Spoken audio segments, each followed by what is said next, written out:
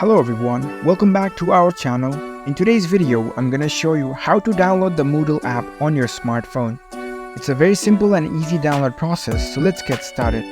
First of all, on your phone, make sure you are connected to the internet and head over to your app store if you're using an iPhone or the Google Play Store if you are using an Android device. Here, I'm on my Android phone, so I'll go on and open my Google Play Store. Once you're in the store, you can see the search bar at the top of your screen. Tap on it. Now type in Moodle and search for it. You will see the Moodle app appear in the search results. Look for the official app. You can also check with this logo. Once you find the app, you can see the install button right next to the app icon. Tap on it to download the app on your device. The download process might take a few moments depending on your internet speed. Once the download is complete, the app will automatically get installed in your device. Here you can see the open button. You can directly launch the app from here, so tap on open.